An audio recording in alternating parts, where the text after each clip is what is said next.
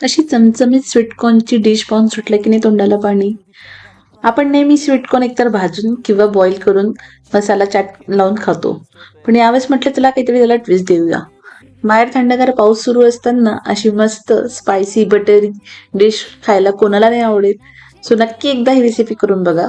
मी 2 इथे छान मोठे कॉर्न घेतले, त्याला असं मीडियम साईज मध्ये 4 ते 5 त्याचे कट करून घेतले आणि गरम पाण्यामध्ये 2 कुकरमध्ये लावून 2 ते 3 शिट्ट्या करून घेतल्या.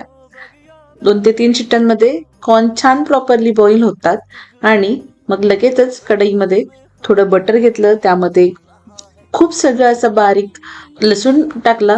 2 मिनिटं त्याला परतून घेतल्यावर त्यामध्ये चिली फ्लेक्स, ओरिगनो, शेजवान चटणी, टोमॅटो सॉस, मीठ आणि थोडंसं पाणी घालून त्याला थोडंसं बॉईल करून घेतलं आणि त्यानंतर आपण बॉईल केलेले त्यामध्ये स्वीटकॉर्न ऍड केले आणि वरून छान अशी त्याच्यावर कोथिंबीर भुरभुरली. स्वीटकॉर्नला छान असा मसाला टॉस होण्यासाठी थोडं परतून घेतलं आणि छान अशी चमचमीत स्वीटकॉर्नची रेसिपी तुमच्यासाठी रेडी झाली. सो नक्की ही रेसिपी तुम्ही एकदा ट्राय करून बघा. चवीला खूप टेस्टी लागते आणि थंडगार वातावरणामध्ये खायला एक वेगळाच अनुभव येतो.